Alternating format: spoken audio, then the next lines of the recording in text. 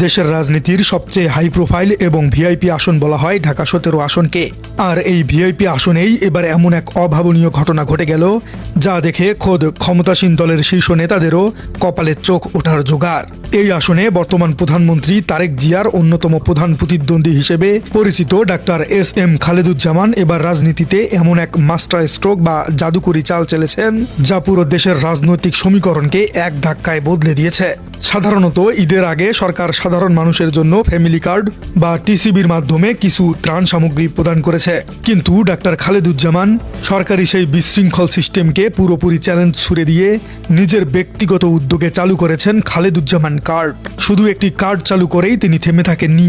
ওই কার্ডের মাধ্যমে তিনি ঢাকা 17 আসনের সাধারণ মানুষের ঘরে ঘরে এমন এক বিশাল ঈদের উপহার পৌঁছে দিয়েছেন, যা দেখে রাজনৈতিক বিশ্লেষকরাও রীতিমতো হতবাক। দর্শক, চলুন চোখ কান খোলা রেখে দেখে নেওয়া যাক কিভাবে একটি ব্যক্তিগত উদ্যোগ পুরো রাষ্ট্রকে হার মানিয়ে দিয়েছে।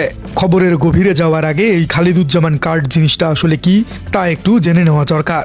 সাধারণ মানুষের মতে বিগত দিনগুলোতে সরকারি ফ্যামিলি কার্ড মানেই ছিল চরম বিশৃঙ্খলা, ঘন্টার পর ঘন্টা রোদে পুড়ে লাইনে দাঁড়ানো, পুলিশের লাঠিচার্জ, কার্ড নিয়ে স্বজনপ্রীতি এবং চরম দুর্নীতি, এগুলোই ছিল সরকারি কার্ডের নিত্যদিনের চিত্র। রাজনৈতিক পর্যবেক্ষকরা বলছেন ডক্টর খালেদুজ্জামান ঠিক এই জায়গাটিতেই সবচেয়ে বড় আঘাতটি করেছেন। তিনি প্রমাণ করে দিয়েছেন যে সদিচ্ছা থাকলে দুর্নীতি ছাড়াই সাধারণ মানুষকে সাহায্য করা যায়।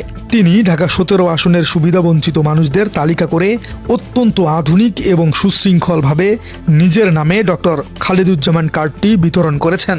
এই কার্ডের মাধ্যমে কোনো প্রকার ধাক্কাধাক্কি বা ঘন্টার পর ঘন্টা লাইনে দাঁড়ানোর কষ্ট ছাড়াই মানুষ তাদের প্রাপ্য সম্মানটুকু পাচ্ছে।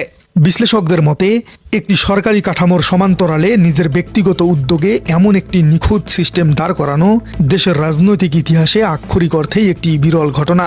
সাধারণত ঈদের উপহার বলতে মানুষজন কি বুঝে? এক প্যাকেট সেমাই, একটু চিনি আর বড়জোর এক বোতল সয়াবিন তেল। সরকারি বা অন্যান্য রাজনৈতিক দলের নেতারা বিশাল প্যান্ডেল করে শত শত ছবি তুলে ওই সামান্য জিনিসটুকুই মানুষের হাতে তুলে দেন।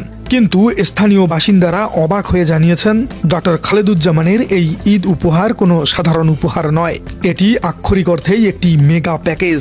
যারা এই খালেদুজ্জামান কার্ডের মাধ্যমে ফুড প্যাকেট বা খাদ্য সামগ্রী পেয়েছেন তারা তো আনন্দে আত্মহারা, কারণ প্যাকেটের ভেতরে এত পরিমাণ নিত্য প্রয়োজনীয় জিনিস দেওয়া হয়েছে যে এটি দিয়ে শুধু ঈদের দিনের আনন্দই নয়, বরং একটি দরিদ্র পরিবারের পুরো 1 মাসের বেশি সময়ের ভরণ পোষণ খুব অনায়াসেই হয়ে যাবে।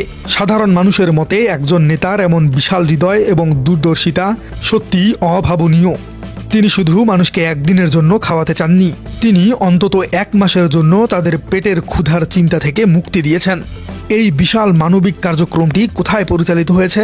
Doctor SM. খালেদুজ্জামানের পক্ষ থেকে সম্প্রতি পবিত্র ঈদ উল ফিতর উপলক্ষে এই উপহার সামগ্রী বিতরণ করা হয় রাজধানীর ভাসানটেক এলাকায়।